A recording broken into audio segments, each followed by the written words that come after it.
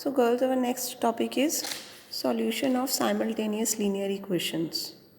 So there are two methods to solve them. One is Cramer's rule and the other is Martin's rule. This Martin's rule is also known as the method of solving the simultaneous linear equations using matrices. So let us start with the simpler one.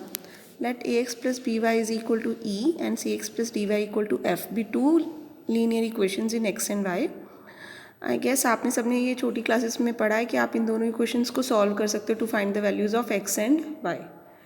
सो यहाँ पे अब आपको इस linear system of equations को solve करना है using matrix method. सो इसको हम मैट्रिक्स मेथड भी बोलते हैं और मार्टिन्स रूल भी बोलते हैं. So what you will do now see, सबसे पहले हम इसको कैसे लिख सकते हैं. Coefficients of x are a and c, coefficients of y are b and d. तो ये a can be written as a b c d. This a is known as coefficient matrix. Then capital X is known as matrix of variables. अब इसमें x और y variables हैं तो ये आ गई आपकी matrix X. And this b is the column matrix.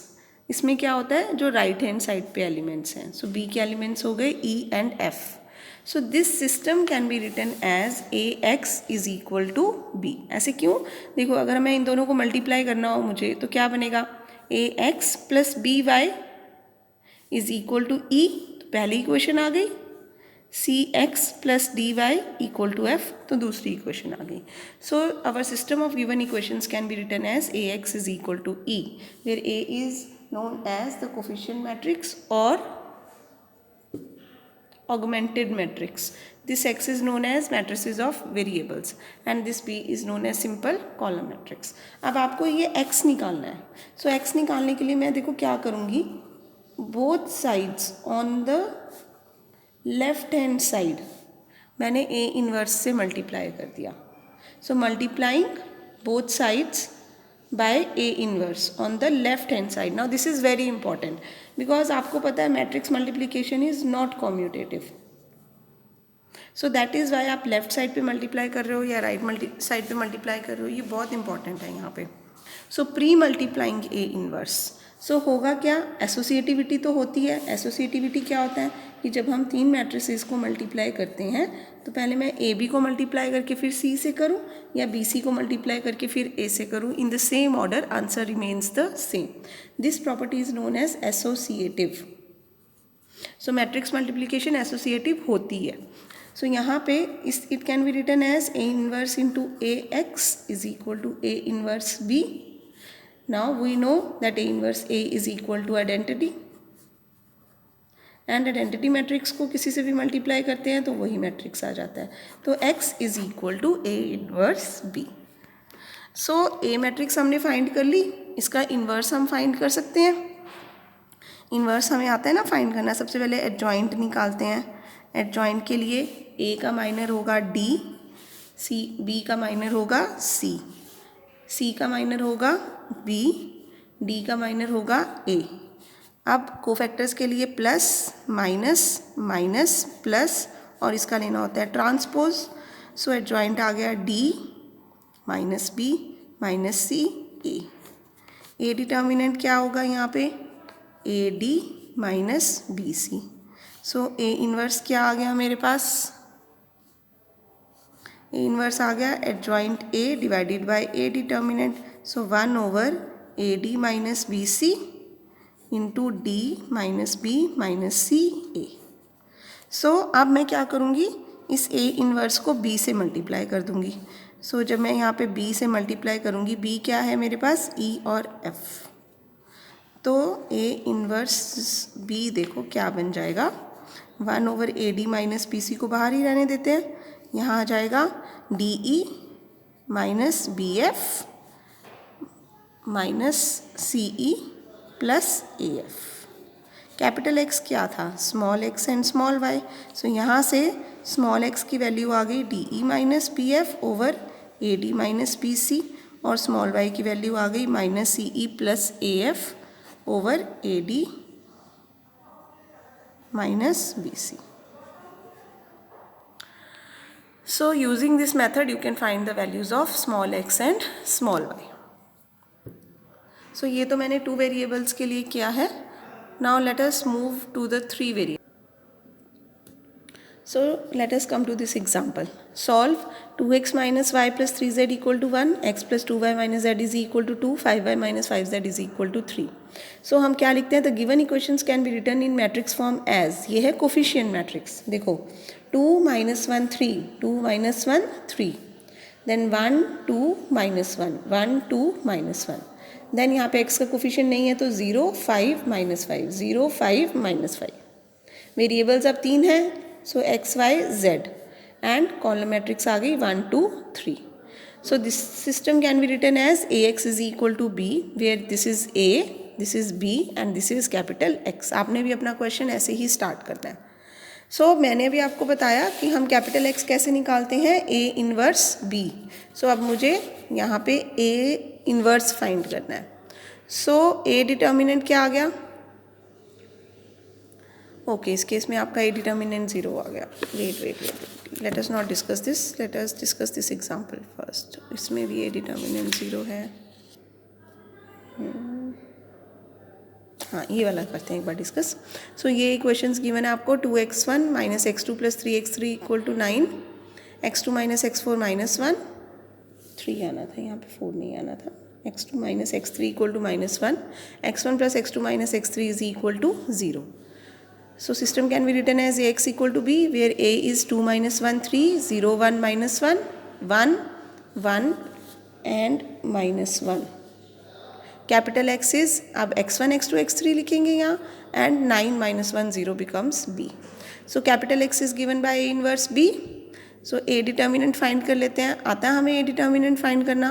देखो 2 into minus 1 plus 1 0 आ रहा है, plus 1 into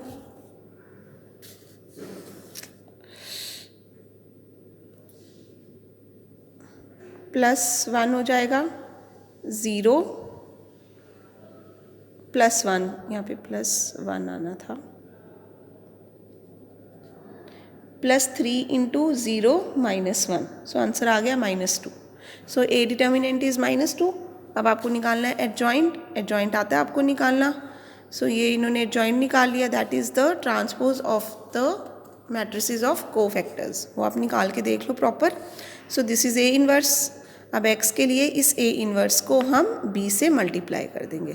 तो जब इस a इनवर्स को b से मल्टीप्लाई कर रहे हैं, बहुत मिस्टेक्स हैं इसमें बुक में. सो ये देखो 9 माइनस 1 0 से जब मल्टीप्लाई करेंगे इसको, तो आपके पास आएगा 0, देन -2, फिर 0. ठीक है. तो ये सॉल्व करके ये -1/2 ऐसे ही रहा, ये आ गया. अभी -1 2 अंदर ले जाओगे तो ये बन रहा है 1 2 3. सो x1 की वैल्यू आ गई 1, x2 की वैल्यू आ गई 2, x3 की वैल्यू आ गई 3. So in this way you can solve, you can find the values of capital X. Similarly next example भी जो इन्होंने किया है एक बार देख लेते हैं. ये system of equations was given to us. This is example number 4. यहाँ पे ये आ गया ax is equal to b. सो a आपका आ गया coefficient matrix, x is the matrix of variables and b is the column matrix. So a determinant find करते हैं सबसे पहले, देन एडजॉइंट a फाइंड करते हैं. उसकी हेल्प से a इन्वर्स आ जाता है जो आपने प्रैक्टिस की होगी. सो a इन्वर्स निकालने के बाद उसको b से मल्टीप्लाई करेंगे. b से मल्टीप्लाई करके, पता नहीं क्या कर रहे हैं. So is equal to 1/13. आपने पहले यहाँ पे करके दिखाना है मल्टीप्लाई, तो करके देख लेना. आपका आंसर यहाँ पे आ रहा होगा 26. Then you must be getting 13 and 39. So यहाँ से आ जाएगा 2 1 3 जब आप इसको अंदर लेके जाओगे. So hence x is 2, y is 1 and z is 3. So this is the way to do this. So girls method हमने डिस्कस कर लिया, बट इसमें एक टेक्निकल पार्ट है जो आपने करना होता है.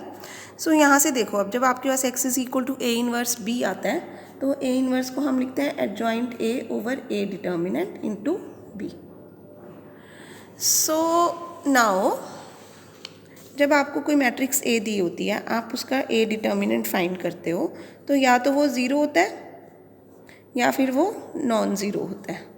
अगर आपके पास ए डिटर्मिनेंट ज़ीरो आ जाता है तो आप उसका इन्वर्स फाइंड ही नहीं कर सकते, क्योंकि इन्वर्स में डिटर्मिनेंट जो था वो डिनोमिनेटर में था। तो अगर डिटर्मिनेंट ज़ीरो है तो डिनोमिनेटर ज़ीरो हो गया, तो इसका मतलब इन्वर्स एग्जिस्ट ही नहीं करता। तो अगर आपके पास ए डिटर्मिनेंट ज़ीरो आ जाता है तो हम बोलते हैं that it is a singular matrix, and singular matrix are always non invertible. Non-invertible means their inverse cannot be found. But if your A determinant is not equal to 0, then this matrix is singular, non-singular matrix, as well as it is invertible. That means आप इसका inverse find कर सकते हो. So this is important concept over here.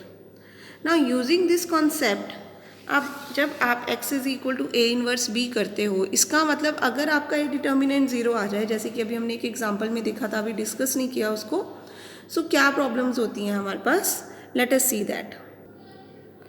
सो देखो, जब आपके पास A X plus B Y equal to C दिया होता है, एक्चुअली में अगर मैं एक ले लेती हूँ 2x plus 3y equal to 5, तो ये क्या है, आपने सबने ये छोटी क्लासेस में किया है कि ये एक्स एक्सिस वाई एक्सिस होता है. आप यहाँ पे कुछ पॉइंट्स लेके, जैसे मैं अगर x को 1 और y को 1 ले लूँ, नो, आप क्या करना होता है, ये वाली लाइन नहीं लेते, सपोज करो मैं थोड़ी इजी लाइन लेके चलती हूँ, x plus Y is equal to 1.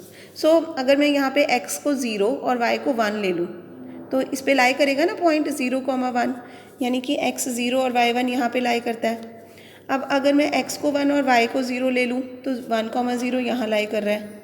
तो इन दोनों पॉइंट्स को मैं ज्वाइन कर दूँ ऐसे, तो ये स्ट्रेट लाइन बन गई. तो ये जो स्ट्रेट लाइन है ये इस इक्वेशन को रिप्रेजेंट करती है. तो यानी कि जब भी मेरे पास इस टाइप की कोई इक्वेशन होती है तो इट रिप्रेजेंट्स स्ट्रेट लाइन. तो जब दो इक्वेशंस हैं, इसका मतलब दो स्ट्रेट लाइंस हैं. तो जब हम इनको सॉल्व करते हैं, उसका मतलब क्या होता है basically, that we are finding the common point, that is we are finding the values of X and Y which are satisfying both the equations, that is the point of intersection. तो जब हमारे पास दो straight lines हैं, तो actually में वो points किसी एक पॉइंट पे, वो लाइंस किसी एक पॉइंट पे इंटरसेक्ट कर सकती हैं, या फिर वो लाइंस पैरेलल भी तो हो सकती हैं, या फिर वो लाइंस कोइंसिडेंट भी हो सकती हैं. इसका एक एग्जांपल है कि एक लाइन मैंने आपको दे दी x plus Y is equal to 5, दूसरी लाइन मैंने आपको दे दी 2x plus 2y is equal to 10. So ये देखने में दो लाइंस हैं, बट एक्चुअली में they are only one line. Both the equations are actually representing the same lines. मैंने उसमें सिर्फ उसको मल्टीप्लाई कर दिया है कांस्टेंट से. सो दैट मीन्स जब हम दो लाइंस को सॉल्व करते हैं, तो या तो मेरे पास यूनिक सॉल्यूशन आता है, that I am getting a point of intersection, या फिर मेरे पास आता है नो सॉल्यूशन, दैट इज़ वो दोनों लाइंस आपस में इंटरसेक्ट कर ही नहीं रही, या फिर infinitely many solutions, that means every point is a point of intersection. In this case, every point is a point of intersection because both the lines are the same. So ये तीन cases अब कैसे आते हैं मेरे पास. So now see, जब हमने capital X is equal to A inverse B find किया, ए इनवर्स की वैल्यू होती है adjoint A over A determinant into B. Now अगर मेरे पास denominator that is A determinant is not equal to 0, तो I get unique solution. But if A determinant is equal to 0, that means अब मेरा denominator तो 0 हो गया. So what I will do, I will go to the numerator. Now numerator is adjoint A into B. So now adjoint A into B will be again either 0 और non 0. तो अगर adjoint A into B non 0 है, that means आपके पास कुछ ऐसी term बन रही है कि न्यूमरेटर में तो कुछ है पर डिनोमिनेटर 0 है. So this is not defined in maths at all, so we get no solution. But अगर आपका adjoint A into B equal to 0 है, that means you are getting 0 over 0 form. अब क्योंकि आपने मैथ्स बहुत डिटेल में नहीं पढ़ा, so 0 over 0 forms are possible to solve in mathematics. They have special methods to be solved. So that means we can get a solution in this case, and these are infinitely many solutions. So आपको in detail में जाने की ज़रूरत नहीं है. आपने सिर्फ क्या ध्यान रखना है कि अगर ए डिटर्मिनेंट ही नॉन ज़ीरो है तो यूनिक सॉल्यूशन आ जाएगा हमारे पास. जो अभी हमने लास्ट दो एग्जाम्पल्स डिस्कस किए, उन दोनों में we were getting unique solutions, that is X Y Z were having a unique value. But if A determinant itself is equal to 0, then हम adjoint A into B find करते हैं। अगर adjoint A into B भी non zero आ जाता है तो no solution होता है। अगर adjoint A into B zero आता है तो इनफाइनाइटली मैनी सॉल्यूशंस होते हैं। कई बार वो पूछ लेते हैं बताओ कि गिवन इक्वेशंस आर कंसिस्टेंट और इनकंसिस्टेंट, तो if you are able to find the solution whether it be unique solution और infinitely many solution, then equations are consistent, and in case of no solution equations are inconsistent. So let us see one more example related to this.